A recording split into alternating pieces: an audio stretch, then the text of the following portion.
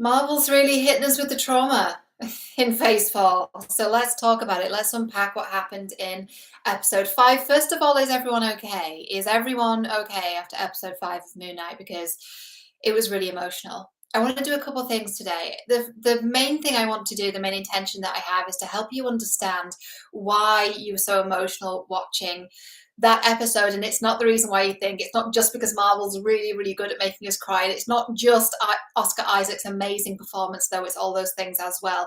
It's hitting a really deep part of you. I want to explain what that part is and how to access it again to really help and further your healing. I also want to pick out 3 or 4 different themes and patterns I saw popping up as like metaphors throughout the episode that are really going to help you to understand like your own journey of healing and growth and evolution. So that's my intention today. And also, when I'm talking about why it was so emotional, I particularly want to speak to the beautiful men in my audience and talk about why it was so emotional for you, particularly because there's something very specific that's going on there. And I'd love to help you understand what that is.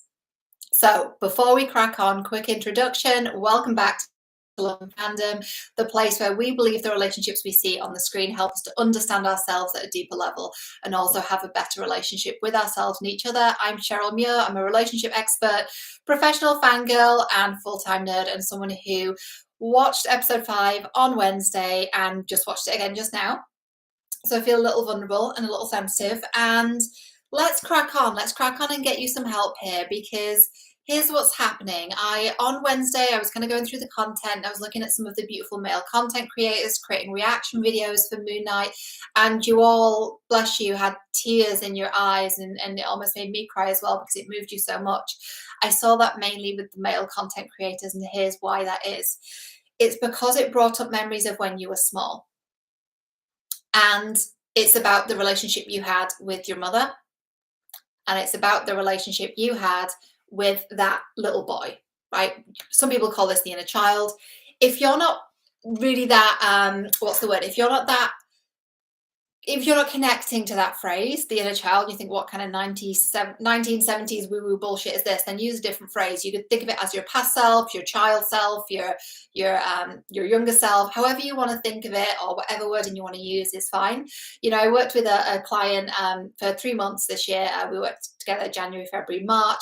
He was a stockbroker from London, very straight down the line guy. And he was like, look, Cheryl, I know you know what you're doing, but this inner child stuff, honestly, I think it's bollocks. I think it's bullshit, and I'm not really into it. I'm not that big of a fan of it all. Anyway, after 3 months, he'd really connected to that part of him, and he was like a different man after 3 months. So we have to find a way to connect to that child self that is still there. You could see that as your emotions that are a bit more vulnerable. Right, you could see it as your needs, you could see it as your memories, as your past. However you want to think about that is okay. What I'm going to do, instead of going through a process here, I'm going to link above a couple of videos, maybe put them in the recommendations at the end as well, of how you can actually access that part of you so that you can go back again and really uncover and see if that part of you has any messages for you.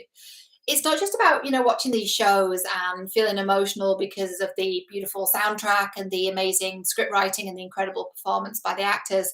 It's also about understanding that's telling us something about ourselves. So look at that, you know, look at your relationship with your mother. What was that like when you were small? Were your needs met? Were you seen?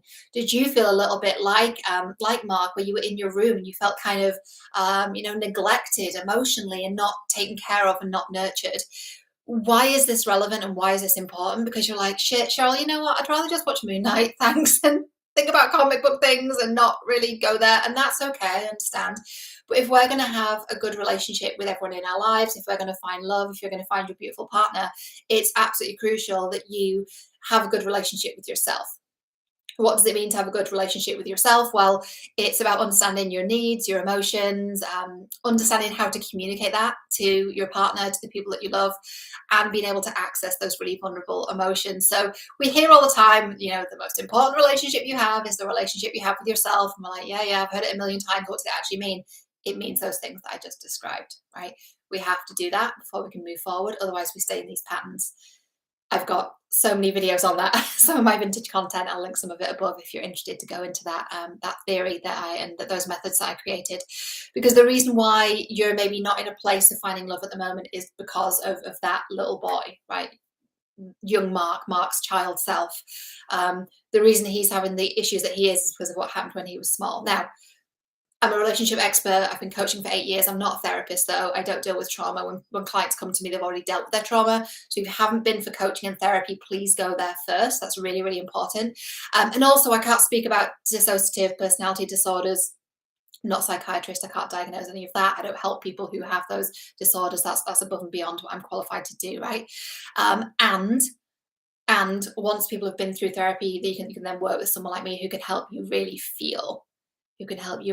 So the reason why it was so emotional for you, particularly for the beautiful men who watched that episode and felt really, God, that really, really was emotional.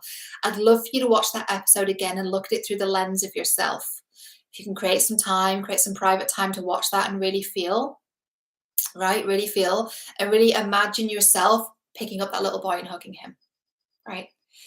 As I say that, I know it might sound a bit jarring and maybe even a little bit silly, but when you actually do that, when you watch the episode, just imagine that little boy is you as a child, picture you as a child, remember what you looked like from photographs or from your own memories, and imagine just being there and holding him and being there with him, right? It's really, really important that you're able to do that. So there's this feeling of wanting to protect that boy, and that's what Marc did. He created an alter self, and there was some, again, I'm not qualified to speak to the personality disorder and the splitting that happens there. It's kind of beyond what I can do, but he definitely created a coping mechanism there. So that emotion is the part of you that needs love. It's the part of you that needs love. So just give him a little bit of extra love by watching that episode and just trying to understand, like, what did I need at that age when I was about 6 years old? What did I need and what didn't I receive? So you can look at that through the lens of Marc, for example. What did he need? Well, he needed like help from his mother. He needed support. He needed his mum to say, hey, he needed her to kneel down and put her hands on his shoulders and say, hey, it's not your fault. It wasn't your fault. And this is hard, right? We're going to have to grieve and we're going to grieve together.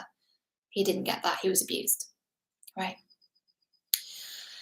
Whew, we're going deep today, but that's okay. That's why we're here. We're watching these shows anyway. We may as well get the bang for our buck.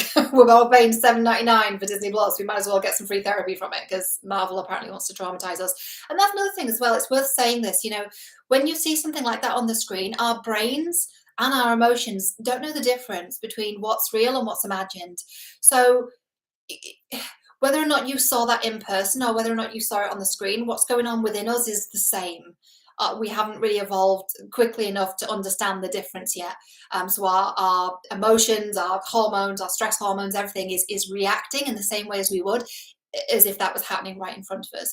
I'm specifically thinking of the scene in the cave, right? It's just so traumatic, the sounds and the cries and the dialogue and, Steven being there and the children being there, it was a lot. So just be aware when you're watching that, it's going to trigger a response within you. And that's because we're human. And that's okay. And Marvel likes to traumatize us. So we have to make videos like this. So another point I want to pick up on is this whole process he went through of opening these doors and going into past memories. This is what we do when we're healing, right? We have to revisit these past painful memories in order to move forward. And that was symbolized by this kind of going into the afterlife, balancing the scales. I'll come to balancing the scales in a minute.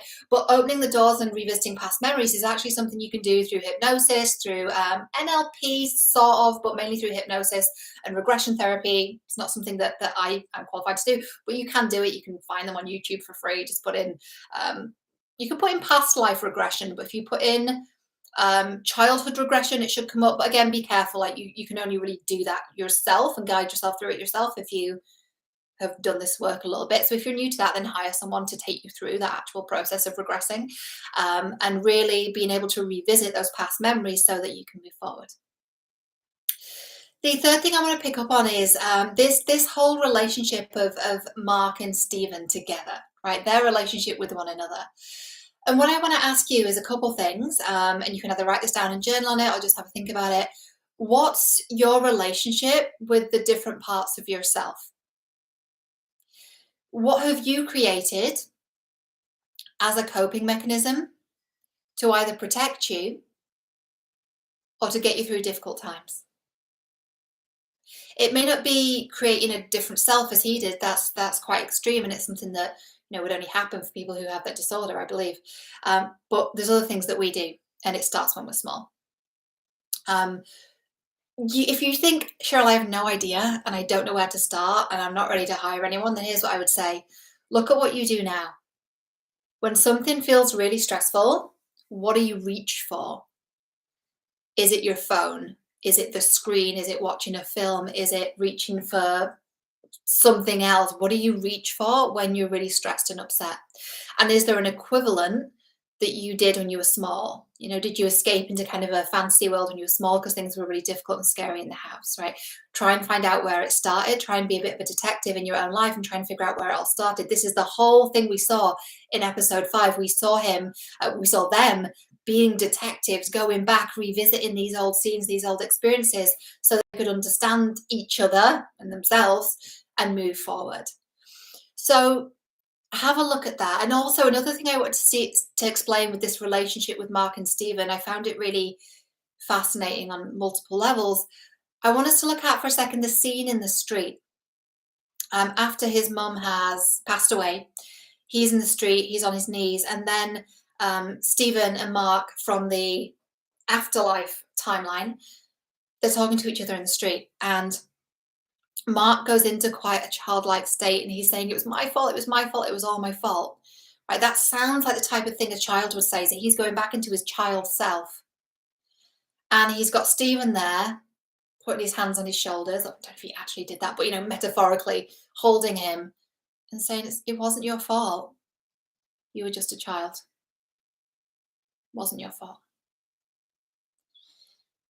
That's what he needed when he was small. That's what he needed his mum to say to him after the trauma of losing his brother. And instead he was blamed and shamed and abused. So what he received was trauma on top of trauma instead of what he needed, which was comfort and support and safety and security. So I know that's pretty hard-hitting and pretty heavy, but our work there is to, again, go back and look at that and look at what we didn't receive and look at how we can give that to ourselves now. There's loads of ways that we can do that, and I have loads of content on that.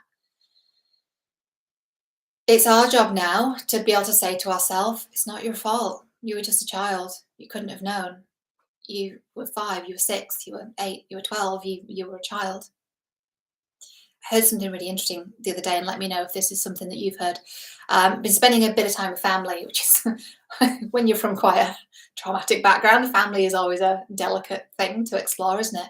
But I heard a family member say, oh no, he wasn't a child, he was about 12.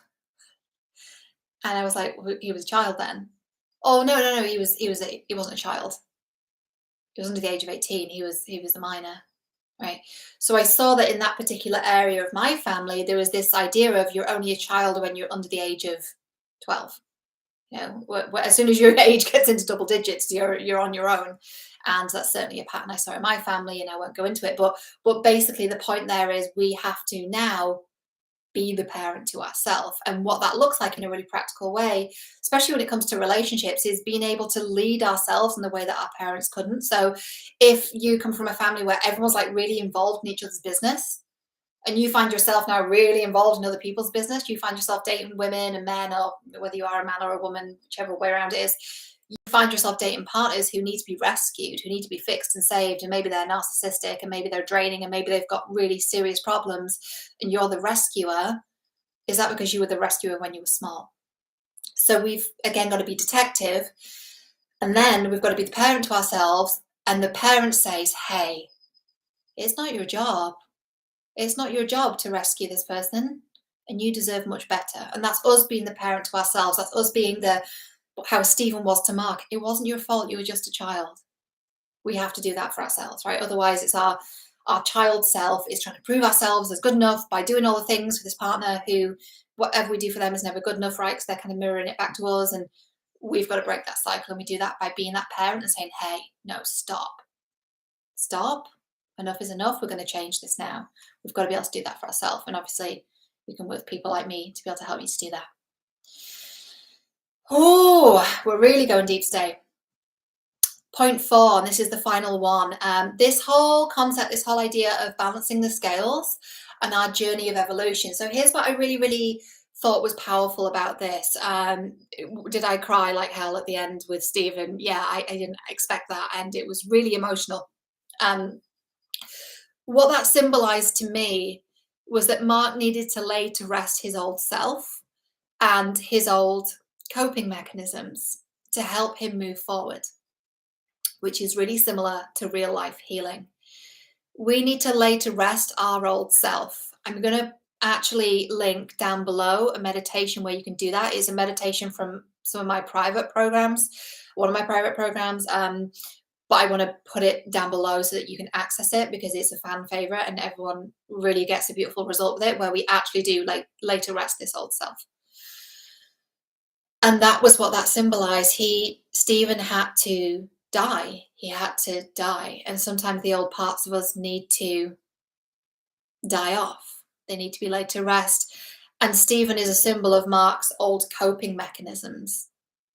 So again, we're going really hard and heavy and deep today, but Marvel's brought this all up within us, and now we have to look at it. It's our responsibility to look at it now that the Pandora's box kind of worms have been opened.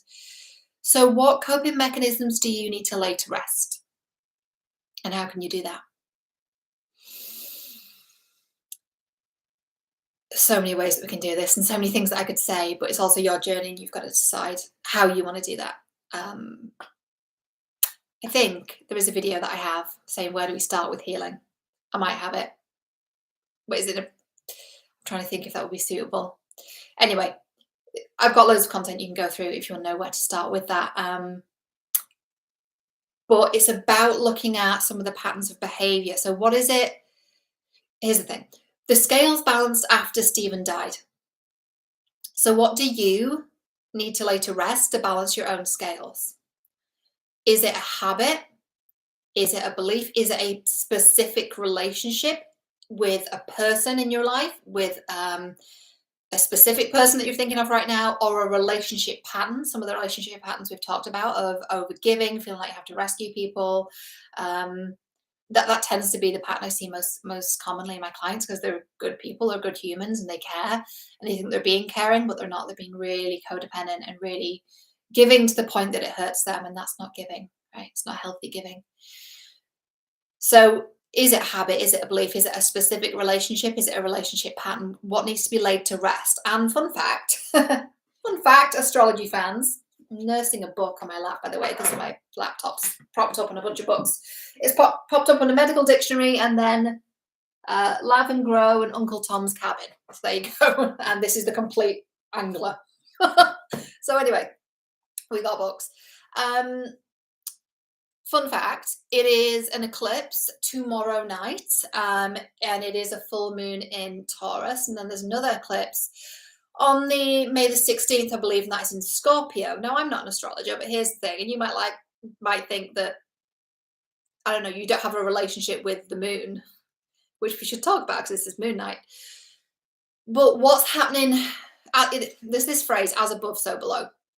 So whatever it is that's going on in the cosmos, it absolutely affects us. We know that it does. We know that the moon affects the tides, and we know that it affects us too.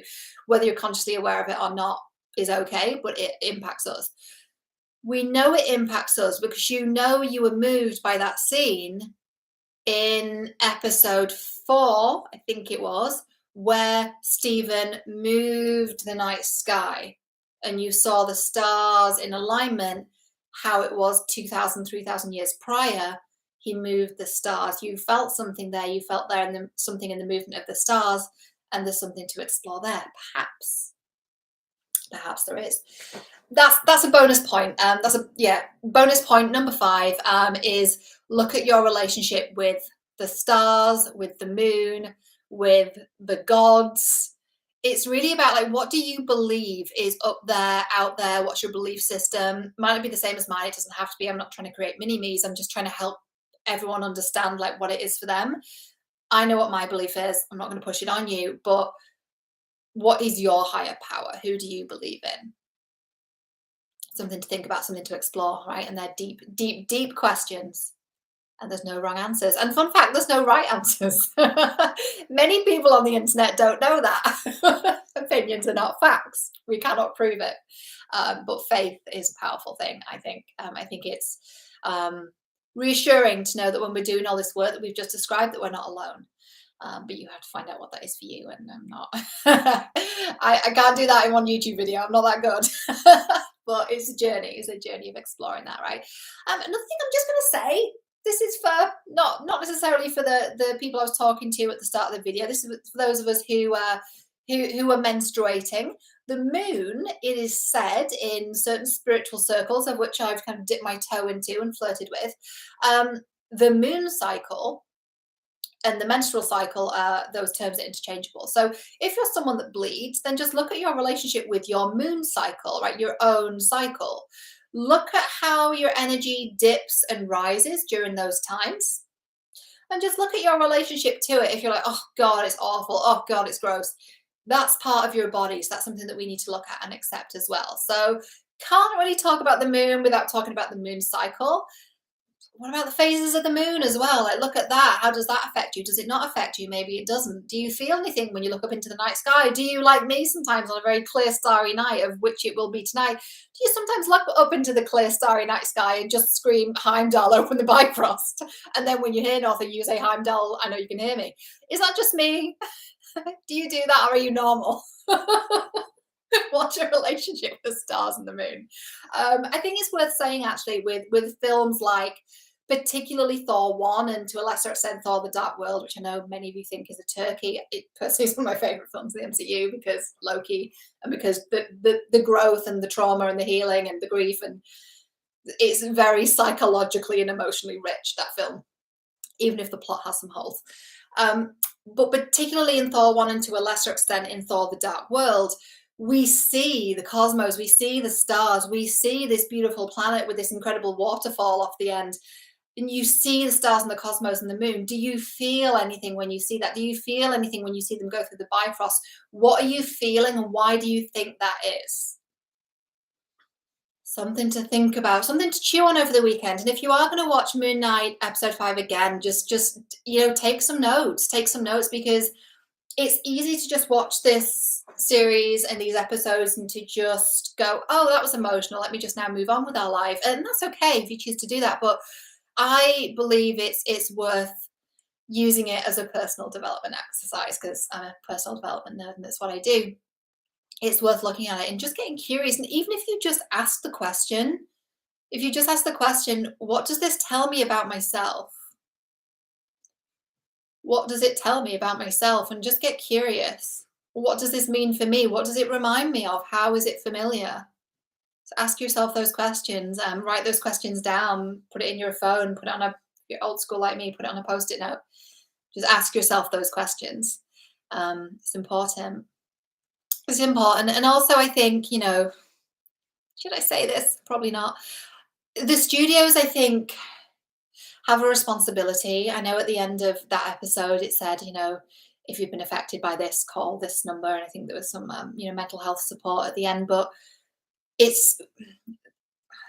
has the potential, I think, to activate a lot of trauma within people. And I think they need to do a little bit better of that, because they could use this as an exercise to help people understand themselves better. And I think it's been used as an exercise to just traumatize us all. It's not intentional, of course, but I think that's what's happening. We're all really feeling really deeply for these characters. And as I've said a million times before, the empathy we feel to these characters is self-directed. The empathy you feel towards Marc and Steven is self-directed. You're feeling that empathy towards them, but also towards yourself as well, because you see yourself in them. You see their pain and their struggles and their vulnerabilities, and you see yourself in that. And that trauma, that empathy is self-directed, and that's really important. But I do think the studios need to do a better job of guiding people through that process, because it can activate stuff that's within us, and I don't think they always give people the tools to be able to do that. But I do love a Marvel film, so I guess maybe part of my reason for being here is to help provide those tools. So I hope you enjoyed this. Always a long video here with these analyses, and always happy to go deep. I'm not a surface level person. I literally can't do it. Can't do small talk. I saw some family today this morning, and they were doing small talk, and I had to redirect the conversation because I couldn't. I just couldn't. Just cannot. Not willing to do it. Not able to. Maybe my fellow introverts, you relate and understand. Anyway, thank you so much for being here. Before I do the sign off, I will give you a quick recap. So what we covered today, it was MoonKnight episode 5. Point number 1 was why it made us cry and why it made us so emotional, particularly for the beautiful men who watched that episode. The second, it is about inner child. The second point was opening the doors to past memories and how that's a gateway to healing and helps us move forward. The third thing was Marc and Steven, their relationship with each other, and looking at the relationship we have with ourselves and what that means for us, how we relate to each other. Another point I was going to make, my ADHD brain forgot, in point number 3, was looking at the ways in which you shift to a different version of yourself when you're going into different situations. What do I mean by that? He does the I thing and he switches into Steven or Marc, and there's the whole switching around that happens. We saw that in episode 5. We've seen that throughout the series. Where do you do your own version of that? And I'm not making light of his disorder, by the way. I'm just using this as a tool for us to understand ourselves. Where do you switch and become a different version of yourself? Is it when you're with your family? And do you want to do that? There is, of course, ways in which we become slightly different. Like the ways we talk to our employer and our boss is going to be different to how we talk to our friends. Of course, it's social coding.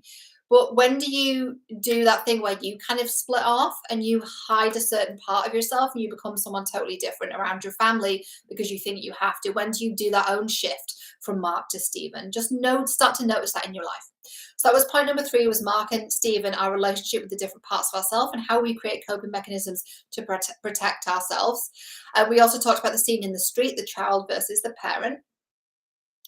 Point number 4 was balancing the scales in our journey of evolution and what it is we need to lay to rest in order for us to move forward. And point number 5 was a little bit all over the place, admittedly, but it was about the relationship we have with the stars, with the cosmos, with the moon, with gods and our higher powers and what we believe in. And then also looking at the moon cycle, the menstrual cycle, and what that's like for those of us that bleed and what our relationship with that is, and our relationship with our own bodies, essentially, and how we feel at certain times. And yeah. There's a lot I could say about that, but that is what I want to tell you today. So thank you so much for being here. Thank you for watching all the way to the end. If you did watch all the way to the end, I would love you to type down moon below. I would also love to hear what was your biggest takeaway or realization from this training. And as a result of that, what's the action step that you're going to take? Thank you for being here. I've been Cheryl Muir. This has been Love and Fandom. I appreciate you. You could be anywhere in the world right now, and you've been here with me watching this. Your time is valuable, and I appreciate it very, very much. I will see you next time, and remember, you are absolutely worthy of love.